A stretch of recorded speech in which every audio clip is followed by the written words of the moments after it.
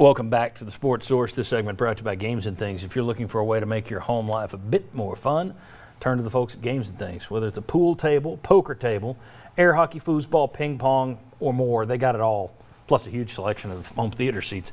OurGameRoom.com to learn more, or visit them out there, Lovell Road, Kingston Pike in West Knoxville. Games and Things. All right, the defensive line really struggled yesterday, and that was against an offensive line that started a former walk-on at left tackle.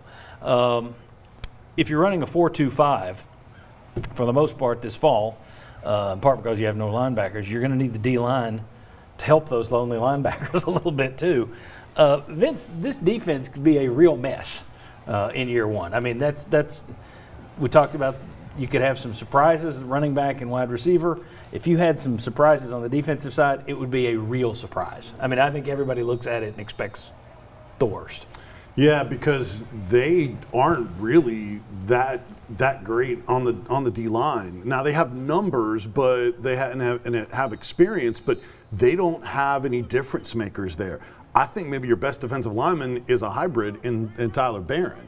And so that might be their best position, at least get some kind of pass rush. But they've had too many guys that are just solid. They actually, in practice did a lot of the 3-down linemen with that stand-up outside backer in some of the drills. I saw them in practice. Now, that wasn't exclusive. They did 4-down as well. But that may tell you that they're not over the top about the group of defensive linemen that they have right now. They have position versatility, but without a star there that can really disrupt at the line of scrimmage, it's going to expose those linebackers at the back end of that front seven. Will was just watching the video. Negative reaction. Your thoughts on this defense and defensive line? Yeah, I mean they hadn't had a big playmaker in a while, and I mean, and to say that hey, the next guys that come back, you know, if you haven't shown something by your sophomore year as a defensive lineman, as a guy that can make plays in the backfield, chances are you're just a body. And I think they've got a lot of bodies. They don't have a lot of guys that can get off, win a one-on-one blocks, and make a difference.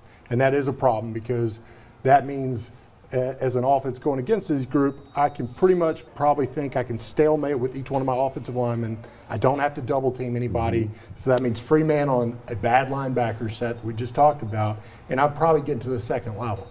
So I really think as a team, that's the biggest area of concern right now is this front seven on defense, hands down, is your biggest, I don't know what we got. We got to find bodies, but we got to find bodies that aren't necessarily ready to play at this level and that can be a great team at this level. And Bob, defensively, one of the things that worries me that people are throwing out there as a positive, you're going to get some bodies back. And you will. And I said that in the linebackers in the last segment. Mm-hmm. Here's the problem with that. Yes, you will get some of these bodies back. And then you will lose some of them again and lose other bodies once football actually is played. If you're losing bodies in spring and people are hurt and banged up, what do you think happens in the fall? So the fear is, yeah, you may get these guys back, but you're never going to be one, unless you're extremely lucky, you're never going to be running at 100%. And when you're looking at a roster this thin on the defensive side with the lack of playmakers, maybe they'll pop up, but we haven't seen them yet. It's a concern to me that you'll get some bodies back, but you're going to wind up losing other bodies this fall. You're going to wind up just as thin. Let's say that you don't have what happens, the normal injuries and attrition that you have. By gosh, we've got everything we expect to have. I still think this defense would be very limited because you're going to have to rely on, like at linebacker, some young guys who haven't played if you get them all back. Your defensive line, yes, you've got a lot of bodies, but let's go back to last year and how did these guys play as a unit, and I don't think it was very good. Barron could be your best player, but what have we seen from him so far that makes you say, yep, I think that's true? So I think even the best case scenario is that you're mediocre. Now, does something happen in the summer and there's some magic coaching or anything like that? Who knows? But I think even if you're 100% healthy, you've got issues, and then what happens, like you're talking about, when a normal season starts, I think the front seven is very problematic. The staff's been handed an incredibly tough job for year one. I mean, it really has, the defensive staff especially. If they can develop defensive players, considering all the tempo they're going up against and their limitations that don't really fit the scheme, I think it would really show well to the staff if they can develop some of these guys. And maybe a Dominic Bailey, who was a true freshman last year, that kind of thing. Tyler Barron didn't participate yesterday in the team stuff, just did a few individual drills.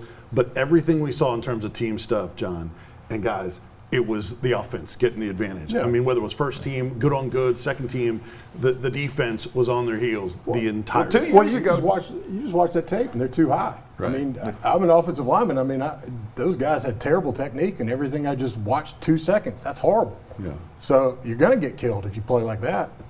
2 years ago, Tracy Rocker was a hero because that defensive line got better throughout the season. And of course, then he gets they ran canned him and off. moves on. So it can happen that these coaches come in there and do get more out than what you think is there. Yeah. I didn't like hearing that. That wasn't a positive reaction. 8 practices in. All right. When we come back, but I appreciate the honesty. It's good.